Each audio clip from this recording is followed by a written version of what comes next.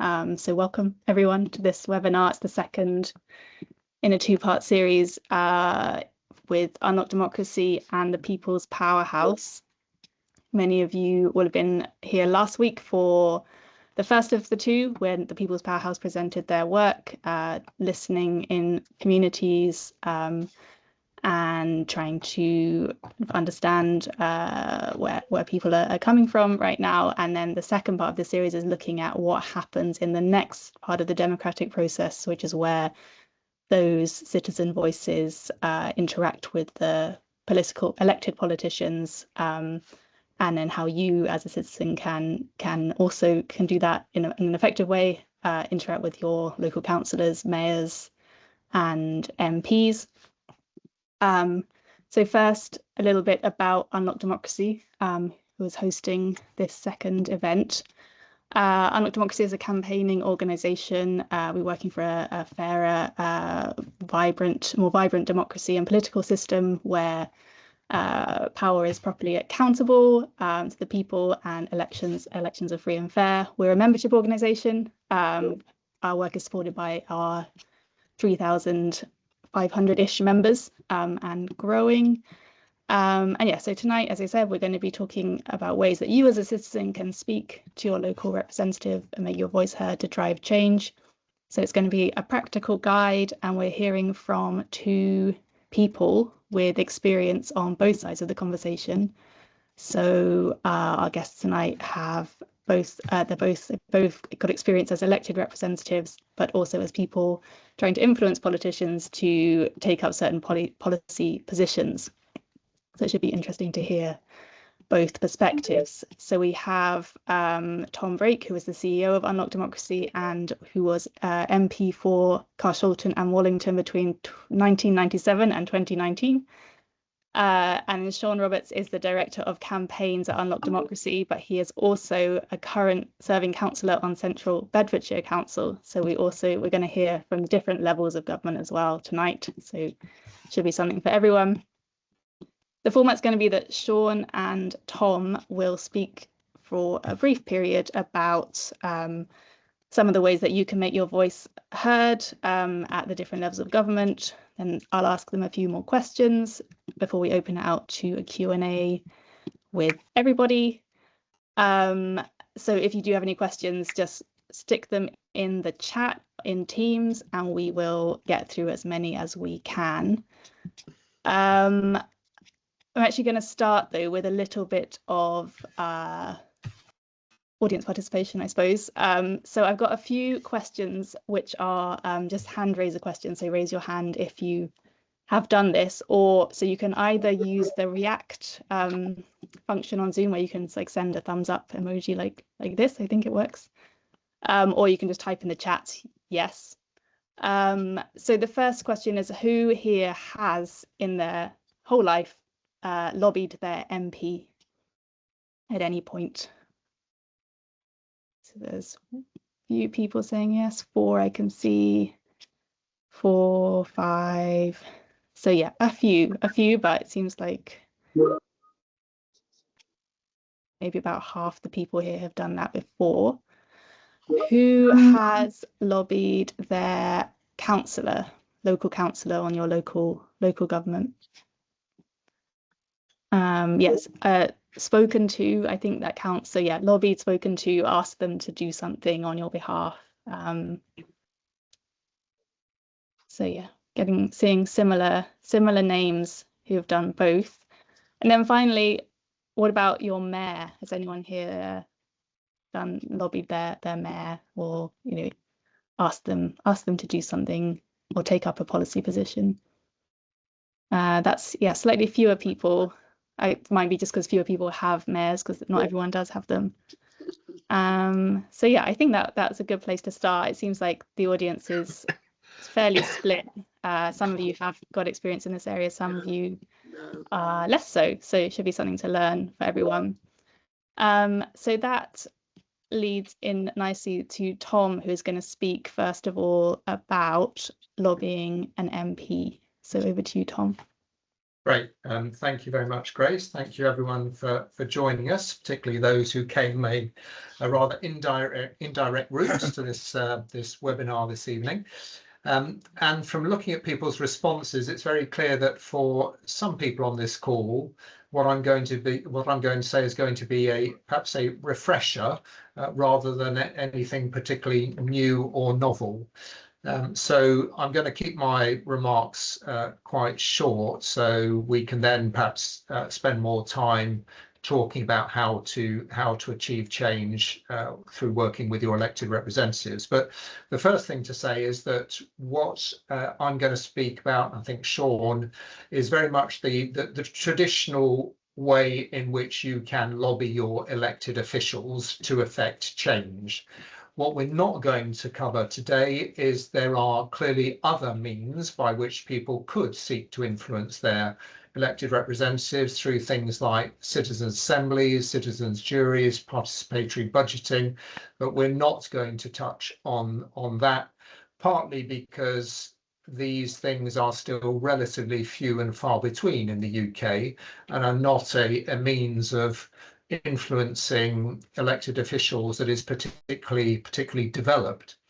So just on the lobbying of members of parliament, from my experience, the more personalised the approach is, the more direct and the more face-to-face, the better, frankly, because the volume of representations that members of parliament get is enormous and has grown when I was first elected to 97, where email wasn't really a thing, nor was Facebook, Twitter, and all the other means by which people can now communicate. These things have grown exponentially. So members of parliament are now on the receiving end of literally hundreds of communications every day.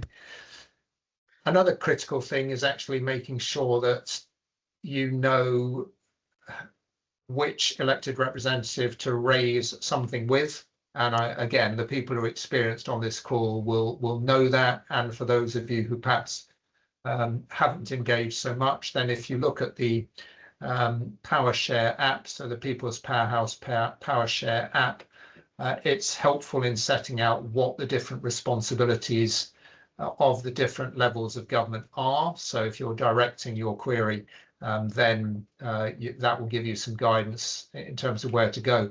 I thought it was quite interesting, Grace, that in answer to your question, how many people have lobbied their mayors, there were very few, albeit, yes, there are some people who haven't got mayors, but a lot of the North has, and therefore it's interesting, I think, that perhaps at the moment, lobbying mayors isn't something that people are doing perhaps as frequently as they would their members of parliament, for instance. So the communication, it's preferable. It's a bit like going to your GP. Your GP likes you to only raise one thing with them. I think your member of parliament, you probably benefit raising only one thing with them as well, in terms of clarity about what the issue is, and also setting out in a visual form, if you can, exactly what the impact on you or your family or your environment is. So that gets lodged in the member of parliament's sort of memory.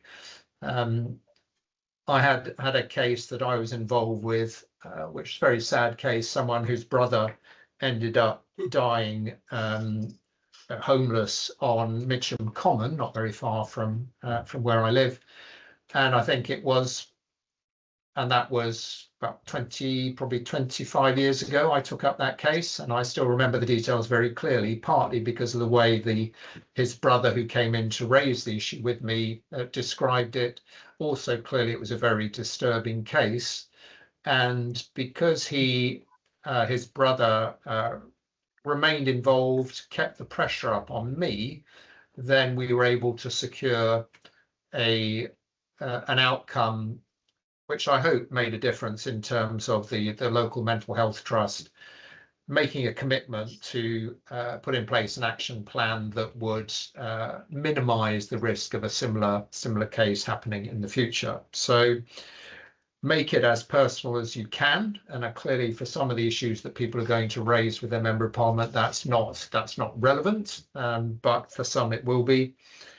The most effective way of communicating with your member of parliament, without a doubt, is that face-to-face contact. The fact that I remember that person's name who came to raise that issue with me 25 years ago is because he came to see me a number of times in the constituency office and we discussed the case face-to-face. I can't say that I necessarily remember the names of the thousands of people who will have sent me an email, for instance. Obviously, I don't remember all of those names. So in-person meetings, as far as possible. Obviously, a lot of members of parliament now, because of the risks, don't necessarily do in-person meetings, but will do webinar, sort of online meetings. That's nearly as good as in person. Phone calls. Again, I'm teaching people to suck eggs here, but again, a phone call has more impact than a sort of email communication or a letter. And I guess the critical thing is to not send out something and then expect as a result of that, everything is then going to happen. As I mentioned a few moments ago, if a member of parliament or their office are dealing with probably 50 to 100 different cases at any moment in time, if you are wanting to raise an issue with them and you want to make sure that that remains an issue for the member of parliament, then that is going to require regular follow-up. And I don't think anyone should worry about doing that. You know, the members of parliament should expect to be people to contact them regularly to track progress on an issue that they raise with them. So perseverance is essential. And if you can get lots of people involved, now obviously this is more relevant for perhaps a local community campaign around getting a cycle lane in. My preference is getting them in, but that community campaign might be getting a cycle lane out. And again, I think one of the most effective organisations then, I don't know whether this is still the case, that in terms of lobbying, was the local Oxfam group, who always came to the Security meeting and came mob-handed. So there will be 3 or 4 of them raising an issue. And again, that I can remember out of the thousands or probably tens of thousands of representations that were made, that was something that stayed with me, just because they took the trouble to bring 3 or 4 people along to brief me on whatever the issue was that Oxfam was promoting at that time. So really, because I think probably most of the people know what I'm saying here and have tried it, I'm really just seeing this mainly as a refresher, but to sum up, and then I'll hand over to Sean, sticking to my promise of keeping my comments short. Pick one issue. Make sure that you can explain in one sentence what it is you're actually asking for. The worst thing is to go to a member of parliament and for you to then leave and that member of parliament to be scratching their head thinking, well, what was I actually asked to do at this meeting? So make sure it's clear what you're asking the member of parliament to do, and then, as I said, follow it up a couple of weeks later and continue to follow it up to make sure that eventually it's resolved. It might not be resolved to your satisfaction. That obviously, that there's no guarantee that it will be, but at least you'll be able to track the fact that it has been taken up, it's been followed through, and an outcome has been secured at the end of it, demonstrating that it's been taken as far as it can realistically be taken. So hopefully that for many of you will just be a refresher. And now I'll hand over to Sean to give you perhaps a councillor perspective. Okay. So yeah, as Grace said at the start, I have a day job where I'm trying to persuade elected people to do the things that Unlock Democracy wants, and then in the evenings I get to have on the opposite side of the fence, having people coming to me trying to get them to do what they want. So it's good to see sort of both sides, and as none of you will be living in my ward that I represent, the secret best way of catching me is on my dog walk in the evening, and very often I end up these massively lengthy dog walks because people grab me as I'm walking around the park and start bringing up all kinds of issues and problems, and my wife very often has to sort of phone up and say, are you coming back, or and so yeah. But that just ties into what Tom just said, though, about that sort of personal touch. Now, please don't go stalking your counsellor. Just say that straight up. But it's probably one of the key things to sort of just establish is that, you know, councillors, council leaders, even mayors, do not have the traffic of people coming to them in the way that MPs do. I mean, MPs, my wife used to work in an MP's office. It is the last 10 years, it has exploded in the amount of, you know, volume of particularly emails and letters, but emails in particular that MPs' offices get. You know, it is just thousands upon thousands and thousands, and that is really, it's a real challenge for them. But as a councillor, I don't get anything like that. And obviously some councillors in my area that might be in an area where they've been represented a long time get a lot of stuff still, but you know, councillors generally are not being lobbied by thousands of people. But there's a key difference as well. I don't have a staff like MPs do to actually deal with this stuff, and a lot of councillors like me have a full-time day job and are doing this in their inverted commas spare time. So I think it's always worth recognising that about councillors. And I also say that the vast majority of people that become councillors are doing it for all the right reasons, in that they want to help people in their community. So, you know, in most cases, you are going to be pushing at an open door when you come to a councillor if you're one of their residents talking about an issue in their area. You should get a good hearing.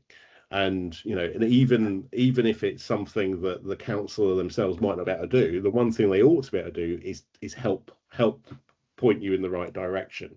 And I think one of the sort of biggest challenges in terms of things that I see as a councillor is that people are kind of asking for things that I can't deliver.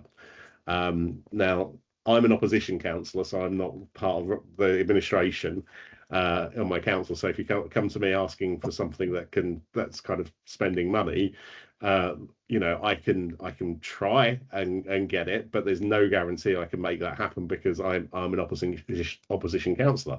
But that said, even if I was leader of a council, money at councils is very, very tight, and essentially the vast majority of the money that goes to councils is statutory funding that has to be spent on things like adult social care, special educational needs, education, things that have just exploded in terms of the cost.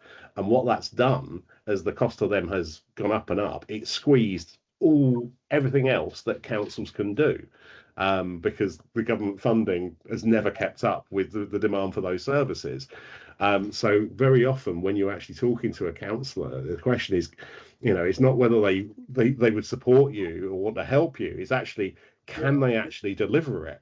You know, and whether that could be a funding thing or just does the council have the power to do these things? Because I say I'm a councillor in Bedfordshire. We haven't had our devolution here yet. I think most of the north has had some measure of devolution. I think most areas have elected mayors now and a unitary council. I'm not sure what difference you found in that, whether that is you feel that more decisions are being taken closer to you. But very often, we are still one of the most centralised countries in Europe.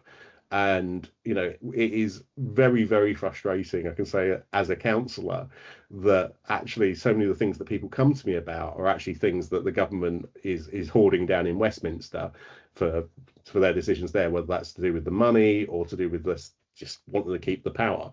But that doesn't mean a councillor can't help. It just means that they can't necessarily click their fingers and deliver. And I think that's a very important thing to remember. And that's really where this kind of gets to of how do we get change. And there are some things that people have come to me about, and I can make that happen, particularly if it doesn't cost much money. And I'm really helpful to doing that. And the more you get like that, obviously it feels very, very good. But for more often than not, it's about how do we build a campaign to get what we want, whether that's from our a council that can help with that, whether that's with their local council, whether it's trying to get their MP to do something in Westminster. That should be an area where councillors can really, really help, and really sort of move a campaign onwards. And sometimes these campaigns can take absolutely years to actually get resolution, which is really, really frustrating. But if the pain of that is often really worth it when you actually get there. And I think that's very often what councillors can offer more than anything else, is support on a campaign, hopefully expertise, perhaps helping within parties to actually sort of persuade the right decision makers, even if they can't just say, right, here's what you want straight up. And just to say, really, as Tom sort of pointed out, more in person always beats everything else. Certainly at our council, I know it varies from council to council. There are slots where people can come and speak at council meetings if they collected a petition, for example. I look at the way that councillors listen to residents when they come and speak at council meetings, and it is extremely respectful. People genuinely, want to listen to what's there. Far greater, again, than perhaps, a mass email campaign or something like that. Not that you shouldn't do email as well, but really, the more personal it can be, definitely works. Yeah, I'll stop there, and we can get on to some of the questions. Thank you, Sean. There was actually one quick question that I thought would be worth following up with straight away, just because it's something that you can clarify easily. Is that Alex was asking, aren't councillors paid, and doesn't that displace the need for them to hold a full-time position? Yeah, it varies a lot from council to council. So so yeah, I am paid. I'll be honest, I'm paid just over £10,000 a year to be a councillor, which obviously isn't enough for me to live on. So yeah, that sort of, and that basically is paying for all my expenses I probably incur. I'm fortunate enough to work for a really nice employer that lets me have a limited amount of time off to do council work. But if I was to be, say, a executive member or a leader of a council, then that does become, the pay goes up, not that much. I mean, again, varies by council. I mean, most mayors are very, very well paid, but are very often council leaders and people that are pretty much doing near full-time jobs at councils are not that well paid at all, which is very often why you end up with quite often a lot of retired people doing the work, which is a shame, because it's not as representative as you'd really want this to be. And I think that's one of the big problems in local government, that you look at it very often, the faces on a council, and you think, does this look like the people that actually live in this community? And very often it doesn't. And a reason for that is it's quite a time-consuming thing to do. And although there is some pay, it's not enough that replaces like an income, unless you're becoming like Mayor of Manchester or something like that, in which case, yeah, I think it's still not paid as well as an MP though, even the Mayor of Manchester. So, right. Well, so coming back to Tom, Tom, do you have an example from your time as an MP of a successful lobbying experience that a constituent may have had with you or with anyone? Yeah, so they tend to be individual cases. So, for instance, probably about 20 years after I was elected, someone came to see me who was part of the Windrush, albeit slightly different in that she was someone whose parents had moved out to India when she was a child. She was born in India, then they came back to the UK, and when she then went to apply for a passport 40 years later, the government said, well, you're Indian, even though you've lived in the UK since you were 5 and your parents were English. And so that was a case that ended up being successful. So again, I think it was the perseverance with the Home Office to continue fighting that case. And the outcome of that ended up being that, 1, she got her British passport, 2, she got compensation, and 3, her children, who were also affected because the British government was saying, well, they're not British either, they must be Indian, they got their passports as well. So they were all able to go, they celebrated by going on holiday abroad, because they hadn't been able to do that before because they didn't have passports, and were worried that had they done so, they might have then been deported back to India, a country that none of them knew.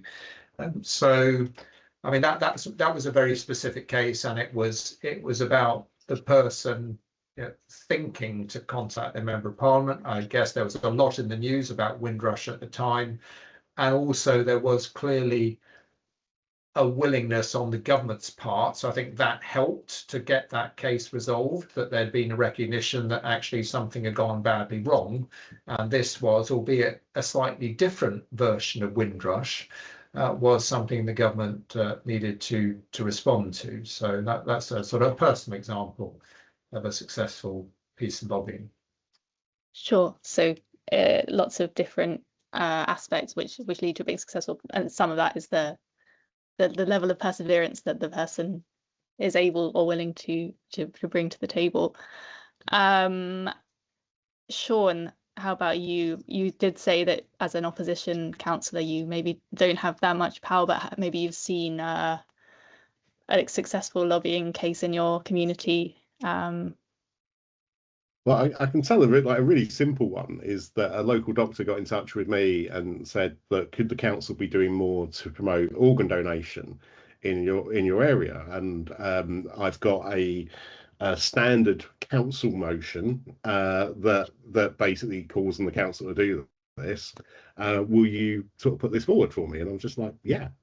And I did it, and every council on the council voted for it. And I think this is where you kind of get into of like, is it some, councillors will want to do the right thing nearly most of the time, nearly all the time. I'm going to take the positive side of that. If they don't want to do the right thing, then then it moves to a different kind of style of campaign. But very often the question is this within the councillor's power? And to give one that's kind of a live case at the moment, a resident gathered a petition trying to get an HGV van in her road where it's really narrow. HGVs are doing damage to the pavements. It's not safe and everything. And it was rejected by the council. And as in the administration, pretty much out of hand. Now, they didn't reject it in a very respectful way. So actually, we got the decision revisited and reopened, because basically they dismissed this thing in about literally 5.5 minutes. And this woman had gone there with 100+ petition signatures and just was treated with no respect at all. Now we've kind of got the council to sort of start talking about this issue because they kind of misbehaved slightly, and we're going to go and gather a bigger petition now, which is going to sort of push for some measures that might not, there's some quite difficult complications about the HGV van, because there's a test centre for HGVs at the end of the street, so that's part of the reason why there's so many HGVs going up and down there.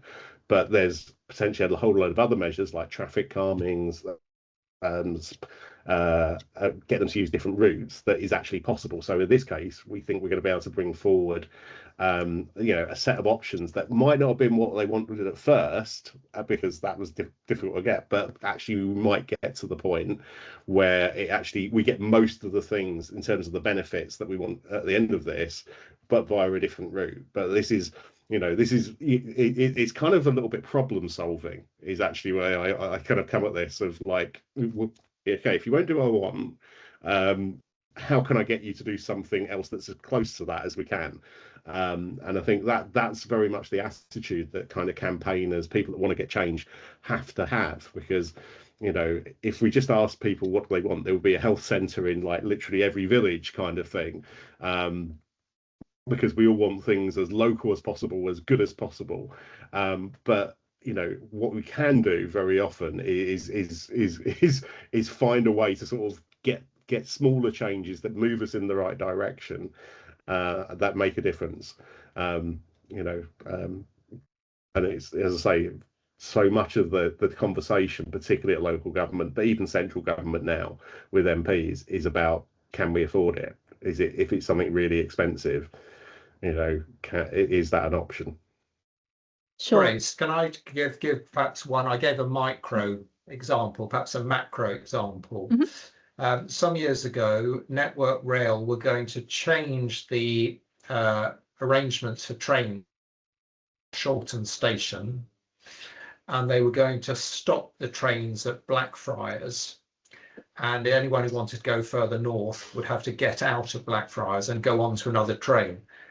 A number of commuters contacted me about this, and we built up a campaign around it, which involved going to Blackfriars Station with placards, lobbying Network Rail, presenting petition, talking about it in Parliament, and astonishingly, Network Rail had the choice of taking some trains and stopping them at Blackfriars, or taking other trains and running them through Blackfriars, and they ended up agreeing that the services from Carshalton would continue through Blackfriars, so people wouldn't have to change and get another train to go north. So that was very much a sort of commuter-driven initiative that went through to involve lots of different lobbying in Parliament, including Network Rail,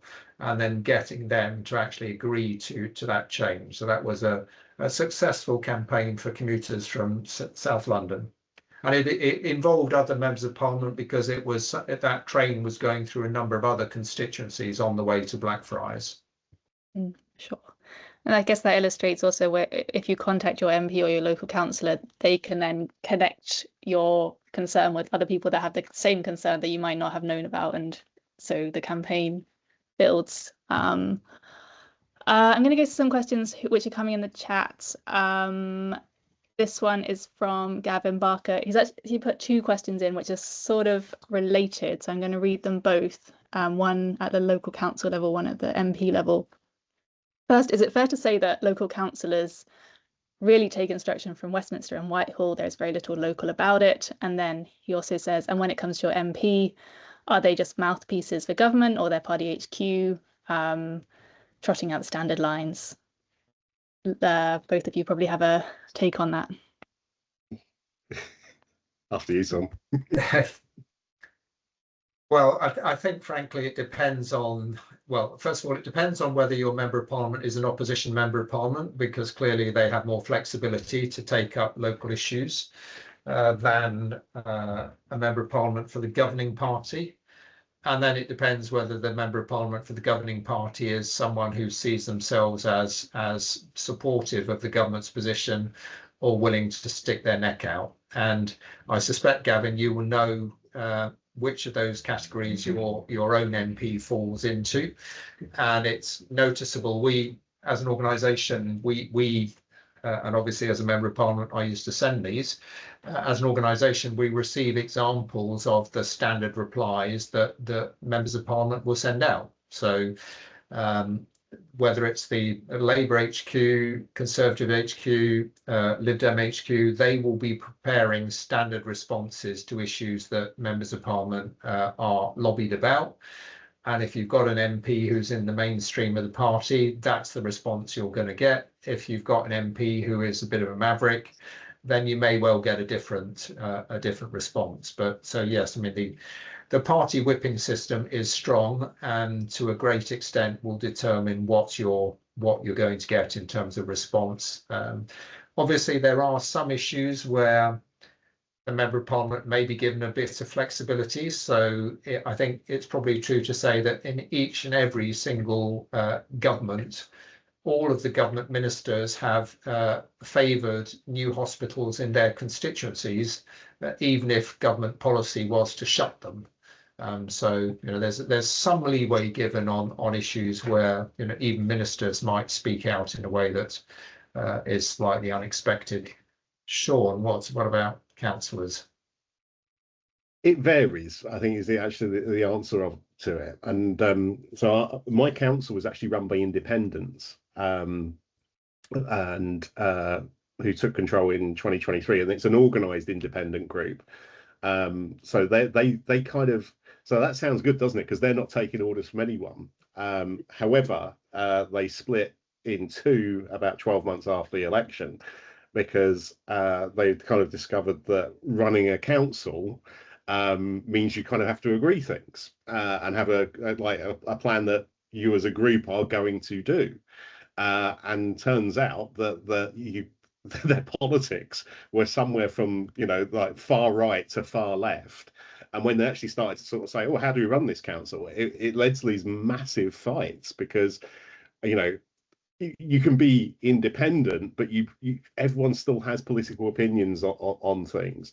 And so I think there's always going to be some politics around these things, because in order to get anything done, a group of people come together with common beliefs or common goal and say, right, we're going to work together to make this happen. And so that's not a bad thing. But in terms of how parties behave, I mean, I'll confess I'm a little bit of a troublemaker, and my party doesn't try and tell me what to do, but I know that other parties, there is some of that. I think to a large degree, though, it is up to individual councillors or group. I am a group leader, whether they're going to deal with that. And I think it is a very. I'll tell a small story. The Labour leader, the Labour group leader of my council, when the general election happened 2 years ago, Labour won in my area for like the first time, and the Labour leader here is in tears. He says, "This is the happiest day of my life, apart from when my children were born." I've always dreamed of this happening, and it was really touching. And the Conservatives had lost here, and they never thought that was possible. And I will say that every council meeting since then, it's probably been his most miserable day of his life, because suddenly he all the other party groups are sort of kind of going for them, because they're responsible for everything, and the decisions that they've sort of taken is very much like the party line at every stop. It's almost like the local MP has written their responses for them, rather than just when something bad is happening in an area. It shouldn't matter whether it's your government doing it or anyone else's government doing it. You just say, "No, this is bad for my residents." And I think it is a real problem that we have in our politics as a whole, that MPs and councillors who are elected as individuals, although they're obviously part of a party, have this sort of whip system seems to have been getting stronger and stronger and stronger, particularly in Parliament, less so at a council level. And it is destroying individuality. It is stopping councillors from doing their prime job, which is standing up for their residents, and whether and for what's right and wrong. And I think if that's happening in places where you are, it's really troubling, and it's quite sad. And I hope we can, part of the things we argue for as an organisation, and we're completely non-party political, but we absolutely want to see a politics where there is more collaborative working, and it's not just there's only the red way of doing this, or the blue way of doing this, or the green way of doing this. And I think that part of the problem that we have here is actually driven by the electoral system that has, in some places, gives us like one party states, which is even worse, I think, for local democracy. So yeah, it's not good, but I hope we start to see a change in that in the future. We certainly would prefer to see that. Great. Is it worth picking up on the question from TJ Clark about is it worth engaging with MPs on issues they will just end up being whipped on? Well, the answer is yes, because there are many instances where a party position has been changed and is different from the one that the whips were intending whipping. So I mean, I think the biggest example from the coalition period that I can recall was there was a proposal from the coalition government which was interpreted as being the privatisation of national forests. I don't think it was going to be the privatisation of national forests, but there was such a volume of concern raised about it from lots of different organisations, lots of lobbying, that the government reversed that policy. And much more recently, of course, we've had the government have tried to whip through issues on benefit changes, for instance, the present government, and presumably as a result of, I guess, both perhaps the individual views of Labour members of Parliament, but also presumably lobbying by their constituents. They made it clear that they were not going to go along with that, and the government had to change, had to sort of reverse the changes. So there are sufficient examples of where a party or government's position has been changed to say that yes, it is definitely worth lobbying MPs on issues.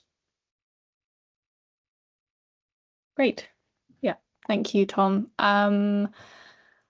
I think the next question from Katia is asking about other organisations that Unlock Democracy works with, so that's probably worth just dwelling on quickly. She asks, are we working with Compass, Centre for Public Impact, Citizens UK, etc.? We work with a lot of organisations, but Sean, maybe you want to speak to that. Yeah, all of the above and kind of many more. Yeah, it's often been said that maybe maybe we should have a few one big democracy organisation rather than lots of little ones, but that's always proved a bit too complicated to get to. But no, there's extensive collaboration, rather like I've just said, really, about finding common ground on issues and all getting behind a campaign for it. And it's. I think all the organisations have been quite frustrated about the direction of democracy in the UK for some time. And it's been very difficult to get reform. I use the word reform, it's something that now has a double meaning. And I think, in the last couple of years, we are seeing some progress in some areas, but perhaps not as quick as we hope for. But I would say, on quite a lot of the democratic reforms, the door with this government has been more open than with the last government, but in no way is it fully open still. And to give an example, right now one of the campaigns we're working on is trying to get big money donations out of politics, because we think the influence of millionaires giving huge sums of money to our political parties has a big influence on our politics and the priorities that our political parties take up. And we've got a lot of individual MPs that are very supportive of stopping this and getting a limit in place, but actually party HQs still aren't very keen on that, because that's how they've operated for a long time. And public opinion is massively against it as well. So we are very much trying to bring these different organizations together and bring that pressure on, but it is that sort of slightly tough thing of, like, most individual MPs, if you get them one-on-one, would absolutely say, yeah, this is wrong, we shouldn't be doing this. But then how do you then get that to sort of actually having the numbers to really change it and perhaps go against the whip? That's where it's much harder. Sure. And that sort of speaks to, there was a question saying, what does this have to do with unlocking democracy? It's more about fiddling with the present flawed system. So hopefully Sean's answer there spoke a bit more towards what Unlock Democracy is doing more broadly to fix the system. Obviously today we're talking more about the system as it is now and how you can navigate it despite its flaws. But I wondered if, Tom, if you had anything to add to what Unlock Democracy is doing more broadly to improve the way the system is working right now. Sure, and thanks, Grace, because you've correctly said we're trying. Tonight is about working within the system as it is. I referred earlier to, for instance, citizens' assemblies. I think what we want to move to is a situation where people don't think of politics and their influence as being something they can exercise every 4 or 5 years by voting in a general election. There are things like citizens' assemblies which could run throughout the year, each and every year, which could be used both at a national level to engage people in some of the critical decisions that we need to take, and equally those are things that could be run at a local level, citizens' juries around controversial issues at a local level. And for those who are, I suspect a lot of people on the call are familiar with citizens' assemblies, but those who are not, the principle behind a citizens' assembly is that you choose a representative sample of people. For a citizens' assembly that was going to look at a national issue, probably something like 200 people. They are chosen by a methodology which guarantees, as far as it is possible, that they are genuinely representative of the population as a whole from a gender, income, political viewpoint. And you then, as happened in Ireland, for instance, you task them to look at an issue which perhaps politicians are too scared to touch on themselves. In Ireland, it was equal marriage and also abortion. The Citizens' Assembly hears experts come in. They experts from either side of the argument, and then the Citizens' Assembly deliberate over a period of time and come forward with recommendations, which in the case of Ireland were then adopted by the government. So these are sorts of things that we'd like to see used much more extensively, because we see that as a more effective way of hearing people's views than simply casting a vote every 4 or 5 years. Yeah. Right. Thanks. So we're coming towards the end now. Probably maybe got time for 1 or 2 more questions. There's a question from Rima who asks, getting back to basics, actually, this is a good one to ask. Is it worth explaining what a constitution is? Lots of things come up where people say you can't do this or that because it goes against the constitution, or you need to change the constitution. And this is very, very central to Unlock Democracy's work. So it's actually a great question to cover. Tom, maybe this one for you. Yeah, so Grace is right. We are an organisation which I think uniquely of any of the campaign organisations campaigns for a written constitution for the UK. And the reason we do this is because we feel that the UK needs to have what we describe as a rule book that determines what is allowed and what isn't allowed for governments to do. We've had some recent examples of governments which have been in effect in breach of what we perceive to be our constitution, because obviously the UK doesn't have one. It has lots of separate documents, common law precedents that taken together amount to a constitution, but we don't have a convenient document like the Americans or the Germans, where it's encapsulated in something that people can feel and hold and can learn about. Now, obviously, people will be looking at the US and thinking, well, the US Constitution hasn't really defended them that well.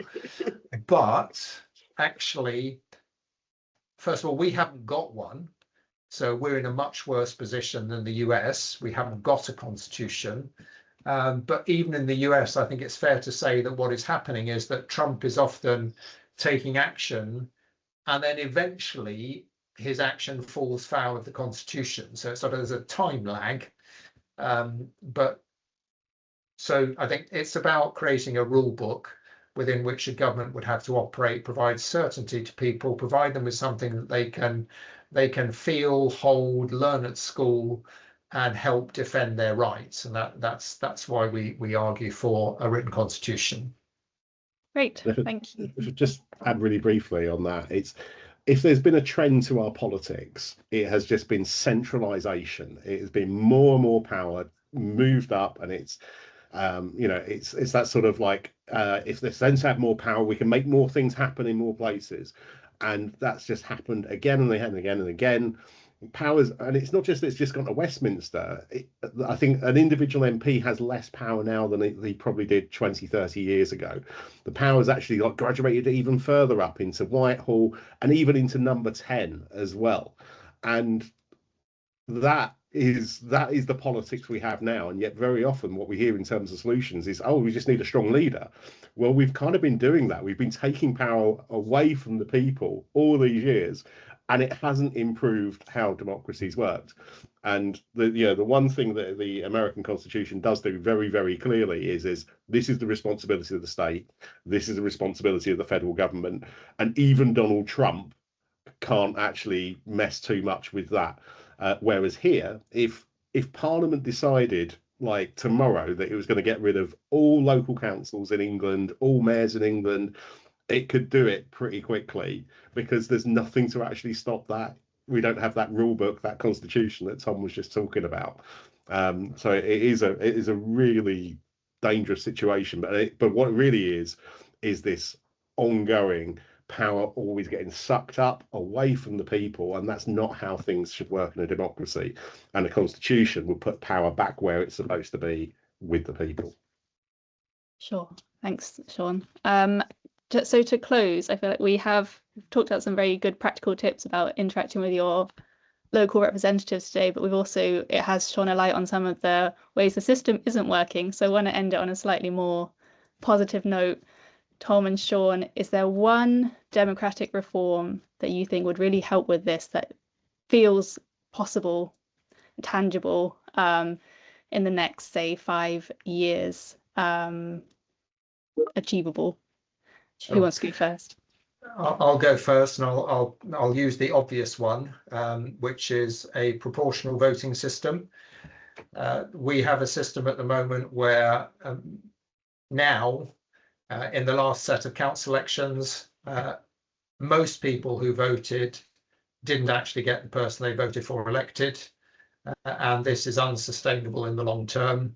We can't have governments that are elected, as happened with the Labour government, a third of the votes but 2/3 of the seats. When we have a party system now, where we have in some parts of the country up to 6 parties in contention, the results under first past the post are completely unpredictable. Nobody knows what the outcome is, apart from the fact that in a general election where you have 4, 5, 6 parties in contention, in most seats in the country, someone is going to get elected. The strong majority of voters in that constituency will be opposed to the election of that candidate as their member of parliament. That's not sustainable.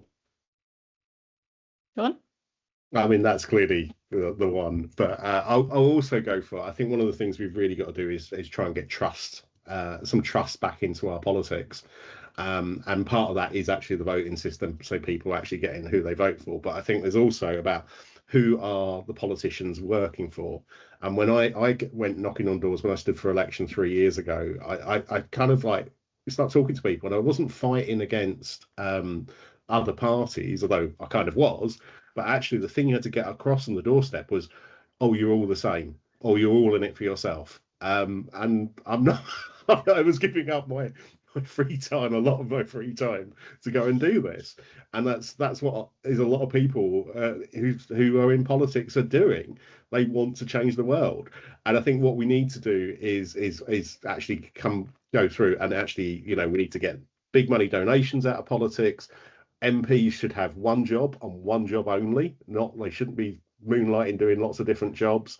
And really we need to sort of just restore the standards of what we expect from our politicians, because the people that they should be listening to are the people that elected them, not people with lots of money or other employers, or even to some extent, a party system as well. People's first, elected politicians, I think, are really important, and good elected politicians are incredibly important. But they need to be there for their people and not for all these other groups. And that is, the perception now of all politicians, oh, you're just there for yourselves or for the rich. That is corrosive to our politics, and we've got to do something that just turns that around. Well said, thank you. So I'm going to close up now and then just pass things back to James from the People's Powerhouse to end. Thanks to Tom and Sean for your contributions tonight. I hope everyone found it interesting. I put in the chat a link if you want to sign up to Unlock Democracy's mailing list to hear more about the kind of things we've been talking about tonight. You could do so.